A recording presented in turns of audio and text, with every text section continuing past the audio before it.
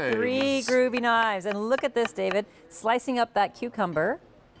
How many pieces stuck to my knife? None. None. That would be 0. Look how efficient I was with that cucumber, slicing the whole thing up beautifully with a knife. And this is just one of the 2 of the 3 knives that you get here. Groovetech is such a special knife. It works so well. It makes your life easier, and I'll explain how. But these are 3 great knives. You get the 5-inch mezza knife. Great curve on that knife if you want to be rocking that knife through herbs. This is your snub nose paring knife. Love that. Especially good when you're like cutting open a croissant or where your knife pokes out the other end and you don't want it to stab you. Correct. And then this one, this little sweet pea right here, that is your sharp pointed paring knife. This is fantastic when you're trying to get that hull out of a strawberry, when you're trying to get the what do you call it? The stem end out of a tomato. Or maybe a bad spot on a potato. Or a bad spot on a potato. Or if you're just doing something that's very small, you should always size your knife to the job you're doing. So lots of great uses for these knives, and let me tell you why they're so fantastic. And it's because of their patented design. So if you look at the side of the knife here, you see all of those ridges. And here it is a little bit to explain. When you have ridges on the side of the knife, what happens is air gets between the knife blade and the food that it's chopping. When that happens, there's no suction or friction between it. So it glides through foods more easily, and also the air allows the food to fall away from the knife. It doesn't stick to the knife. That makes you a better, more efficient prep cook. And you know what? We prep all the time, right? We certainly do. Every time you want to cook, you got to prep first. And if you want to take some of the work out of the prep work, then you use and choose tools that make that process easier. Now let me show you colors, because we put together some great kitchen colors that we know you love on In the Kitchen with David. Red, of course, is our most popular, always is. These will also come with coverers for your knives. We also have the set of 3 in the black, and blue is our most limited choice. This is $29.98. If you were hoping for easy pay, use that Q card tonight. Yeah. Put this on 3 easy payments. Now, Meredith, if we had a big block of cheese from the grocery store, and I wanted we wanted to to cut make you a big nice slice, and you got a regular knife, this would be scary. So yeah, it is a bit scary because my fingers are very close to the end of the blade there. But you see, as I'm trying to push down on this knife, it's the suction. It's because the food sucks right onto the blade there, and I can't get it through so easily. It's hard to even get it out. When you use the Groovetech knife, because air can get between the knife blade and the food. Look at that. It's amazing.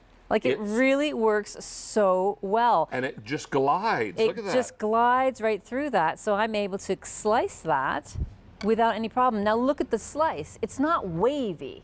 It's a straight slice because the edge of the knife blade is straight. It's just wavy up here, which allows the air to get between the food and the knife. Oh, wait, well, let's make sure that this is okay. Just a tiny piece for you? Well, you know, it's early in the show. I was going to say, we up first. We got to be careful here.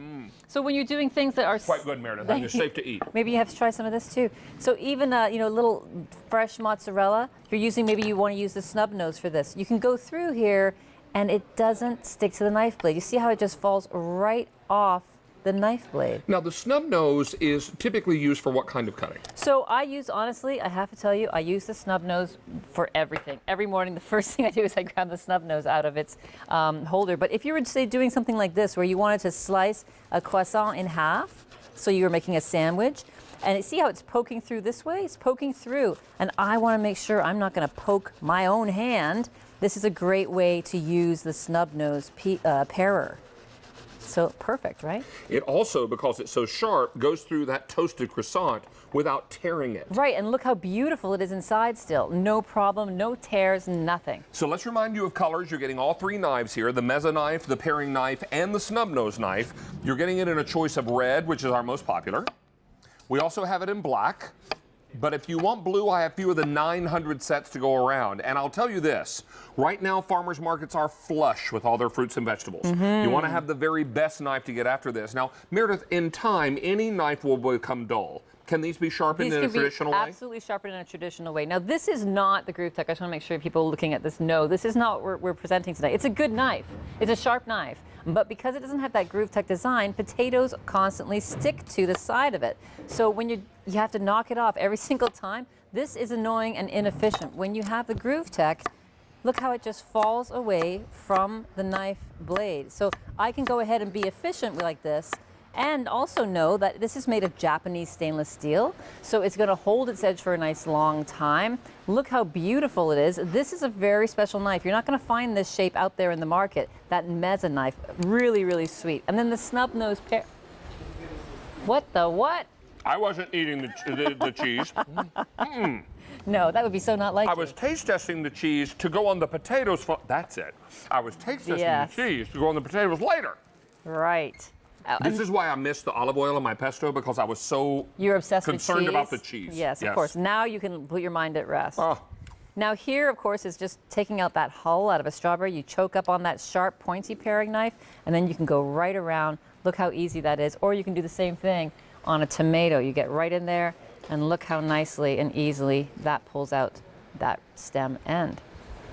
Right? So really, really nice to use this. And David, when you think about how many times you use a knife every day when you're cooking, it's important to have knives that you can rely on. now 500 sets are gone now. We're very busy on our phone lines. I know that sometimes we start at 8, sometimes at 7. If you are watching and you want to let your foodie friends know on Facebook, we are on the air and In the Kitchen with David is in full swing. Please do so. Spread the word. And we'll also let you know that Meredith is coming back later. Yes, a couple more times. She's got some great cookware coming up. Really nice and cookware. we also have pressure cooking. There you go. All right. That was a clue. Now, we're going to check in with our Stacy tonight, who is beaming extra bright tonight. And I wonder why, Stacy. Why might you be extra happy tonight? I don't know. Do we let the cat out of the bag or make That's them up wait to for you, it? boo. No, That's up to you. my family's here. My 2 boys. Yay!